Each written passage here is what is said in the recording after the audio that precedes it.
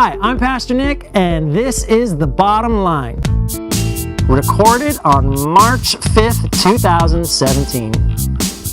We are wrapping up our new and improved series. Today, we're learning about how to have a better state of mind. Have you ever been somewhere and you feel like you're just being bombarded with messages? So it could be billboards, it could be magazine, it could be the television, but all these things tell us different things. They say, oh, you're not beautiful unless you use my lipstick.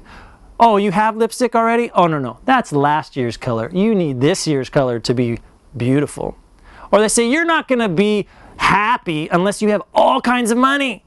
You got to have a bigger house, a faster car, shiny. They say all kinds of things.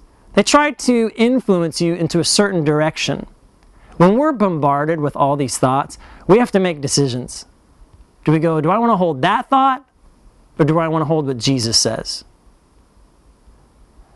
In Proverbs, it talks about clinging to the thoughts and how the thoughts are our source of life. So what thoughts do you hold on to in your life? Do you hold on to Jesus? Or do you hold on to the toxic thoughts? Something that's toxic. That means it's harmful. It means it's deadly. It means it's poisonous.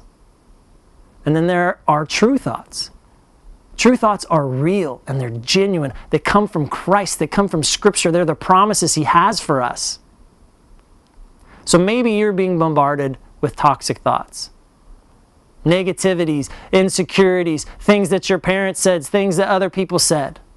Well, you've got to make a choice. Am I going to hold that toxic thought, or am I going to hold on to the true thought that Jesus says? The first toxic thought is that I don't deserve it. This is a thought where we think, oh, you know what, I've made mistakes in the past. I've made, I've done this, I've done that, I slept around, whatever it is. And we think, oh, I'm not qualified, I don't deserve this anymore. Well, when you have that thought, you know what Jesus comes back with? And He says, hold up, wait a second. Grace. My grace makes you eligible. The second toxic thought is that I've tried it before and I failed. If that's you, then here's what you need to hear. With Christ, you will persevere. You're like, what does that mean? That means, yeah, you may fail, but at least be faithful in your failure. Even if you fail, Christ is on your side. And when you fail, Christ is strengthening you for what's tomorrow. So what do you do when you fail? You fail, you fall down, you get up, you dust yourself all off, and you get back up and say, okay, God, I'm going to make these adjustments now, and now I'm going to keep moving forward. I'm going to try again.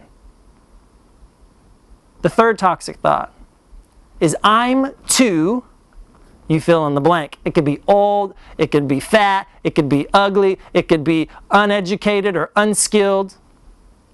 Whatever those thoughts are, every time you have one of those negative thoughts, then you have to look over and look at what the true thought is. And when you say, I'm too, here's what Jesus says. I have provided a way for you. We look at people like Sarah and Abraham. God had promised them a child and they said, I'm too old. But then in Genesis, come around, all of a sudden they're changing diapers. We look at Jeremiah, who's a prophet of God, but he says, I'm too young, I can't do this. And Christ says, I put the words in your mouth. I qualify you. We look at Moses, and Moses says, hey, I don't want to do this. I don't want to set the people free. I'm not the right person for the job. God says, I have an answer for every excuse that you have. I have made a provision for you. So stop saying you can't. By the way, I'm going to give you all these miracles. By the way, I've already sent Aaron to be with you, and I'm going to go ahead of you. We have to make a choice in life. Are we going to hold the toxic thoughts, or are we going to hold the true thoughts? In 2 Corinthians 10:5, it says we need to demolish every argument. We need to take them captive, and we need to make them obedient to Christ.